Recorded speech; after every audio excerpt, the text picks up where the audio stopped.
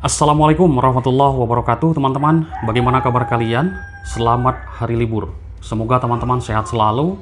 Dan Alhamdulillah saya bersyukur sekali teman-teman ini masih mengikuti kasus Subang. Viralkan, karena ini kasus belum selesai 100%. Sampai saat ini banyak sekali yang bertanya, Bang, kenapa ketiga tersangka kok belum juga dilakukan penahanan? Yaitu adalah urusan pihak kepolisian Polda Jabar. Mungkin ada banyak kehati-hatian, tidak sembarang asal menahan ya, karena memerlukan bukti-bukti yang kuat. Dan memang harusnya sama sih, harusnya bareng ya, ketika Danu menyerahkan diri dan mengakui keterlibatannya melakukan, lalu ada proses persidangan, lalu ada vonis Danu dan Pak Yosep. Itu berkecamuk di masyarakat hal yang seperti itu teman-teman ya. Oke, baik teman-teman, ternyata setelah kita begitu sekian lama mengikuti kasus ini, adanya oknum yang sudah disebutkan Kabid Humas Polda Jabar dan juga Dirkrimum adalah Aibda Taryono.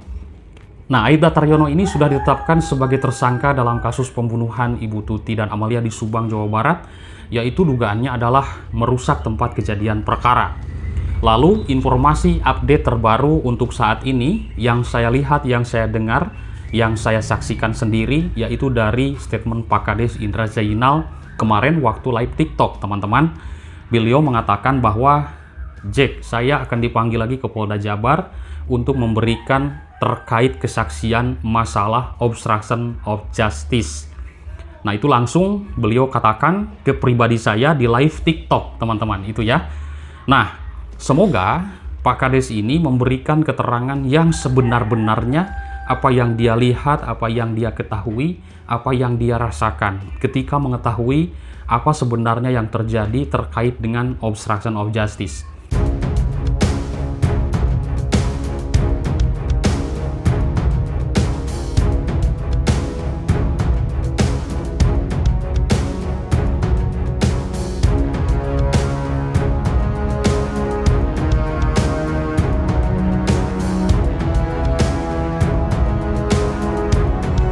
Saudara, satu orang oknum polisi, yakni Aibda Taryono, ditetapkan sebagai tersangka dalam kasus pembunuhan Tuti dan Amalia di Subang, Jawa Barat yang terjadi pada 18 Agustus 2021 lalu. Taryono dianggap merusak tempat kejadian perkara. Berikut adalah 5 fakta yang sudah kami rangkum. Kabid Humas Polda Jabar Kombes Pol Jules Abraham Abbas mengatakan Taryono ditetapkan menjadi tersangka karena melakukan perusakan tempat kejadian perkara atau TKP. Jules mengatakan beberapa waktu yang lalu sudah kita ungkap dan sudah vonis dari pengadilan. Nah, sejauh ini proses penanganan penyidikan kita telah melakukan perkembangan untuk tersangka yang lain. Sampai dengan saat ini masih beberapa tersangka. Beberapa orang tersangka yang kita lakukan proses dan tentunya ini sudah kita lakukan koordinasi dengan pihak kejaksaan. Kemudian menurut Jules, penyidik di Treskrimum Polda Jawa Barat juga melakukan penindakan atau penanganan kasus terkait dengan obstruction of justice. Artinya, ada tindak pidana untuk menghalangi atau merintangi proses penyidikan. Kemudian menurut Jules, Ditreskrimum Polda Jawa Barat juga melakukan penindakan penanganan kasus terkait dengan obstruction of justice. Artinya, ada tindak pidana untuk menghalangi atau merintangi proses penyidikan. Menghalangi atau merintangi proses penyidikan yang dimaksud Jules, yakni perusakan tempat kejadian perkara, di mana T meminta saksi lainnya untuk menguras bak kamar mandi di tempat kejadian perkara. Perusakan yang telah dilakukan Aibda Taryono tidak dilakukan langsung oleh tangannya sendiri, melainkan menyuruh orang lain. Jules mengatakan untuk pelakunya itu berinisial T. Modus operandinya yaitu tersangka T ini menyuruh saksi S untuk menguras bak mandi di tempat kejadian perkara. Jules mengatakan Taryono merupakan anggota Satreskrim Polres Subang. Saat kasus ini mencuat di tahun 2021 lalu, Taryono menjabat sebagai Kanit Resmob. Jules mengatakan, baik jadi kalau terkait dengan tersangka ini, tersangka T adalah anggota Polri yang sebelumnya bertugas tentunya sebagai Kanit Resmob.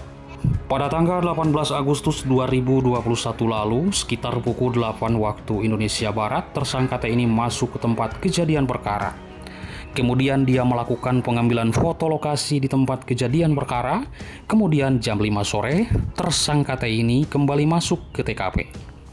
Jadi tempat kejadian perkara merupakan data untuk sebuah pengungkapan kasus. Kalau misalkan datanya sudah dirusak, maka semuanya akan hilang. Data di tempat kejadian perkara itu berupa barang bukti atau sidik jari atau jejak para pelaku. Kalau misalkan jejak, sidik jari, dan juga barang bukti dihilangkan, tentunya penyidik atau Inavis itu akan kesulitan untuk mencari data tersebut.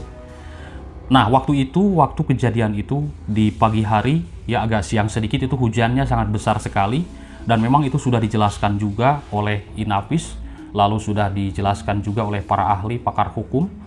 Bahkan tempat kejadian perkara itu lembab seperti itu ya, jadi menyebabkan kesulitan Inavis ini untuk mencari jejak. Nah, ternyata setelah kita sekian lama mengikuti kasus ini, ternyata adanya OOJ ya. Berarti teman-teman, meskipun hujan juga tidak begitu susah sulit amat ya untuk mencari jejak pelaku, barang bukti, sidik jari, dan masih banyak lagi. Berhubung di kasus Subang ini ada obstruction of justice yang merusak data tersebut, tempat kejadian perkara, akhirnya ya sulit untuk ditemukan. Jadi kasus ini lama. Jadi banyak sekali framing, banyak sekali adu domba, ya kan, bahkan publik sendiri ini terbagi dua bagian. Ada yang dukung-dukungan, pendukung Danu, pendukung Yosep, wah segala macam. Kadang saya juga merasa aneh, saya membahas Yosep disebut pendukung Danu, saya membahas Danu disebut pendukung Yosep ya. Ini luar biasa. Intinya, saya adalah orang media. Jadi, saya mencari informasi itu dari kedua belah pihak. Nanti saya akan bikin rangkumannya. Oh, keterangan Danu seperti ini, keterangan Yosep seperti ini. Nah, jadi intinya saya sudah memegang, ya ini hanya temuan saya dulu.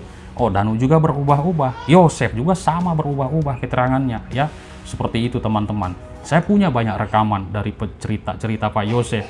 Dan apalagi dengan Danu seperti A, B, C, D, seperti itu ya. Nah, intinya teman-teman, jadi bukan Danu saja yang berubah-ubah dalam memberikan keterangannya. Pak Yosep juga sama, cuman Pak Yosep ini kecurigaannya ke siapa? Ke Yoris dan Yanti. Itulah kecurigaan Pak Yosep yang saya mendengar cerita via telepon ya langsung. Kalau Danu disebut oleh Yosep ini adalah kunci mahkota dalam kasus ini. Berarti kalau kunci mahkota ini terbuka, maka akan terbukalah kasus ini. Apakah sekarang sudah terbuka? Kalau menurut saya melihat belum. Kenapa belum? Ketika tersangka bagaimana? Kan 5, sekarang bertambah jadi 6. Itu bagaimana prosesnya? Ini menjadi pertanyaan kita semuanya. Jadi belum selesai berarti. Belum selesai, siapa yang mengatakan selesai? Coba tolong tuliskan apa bukti-buktinya selesai 100% kasus ini.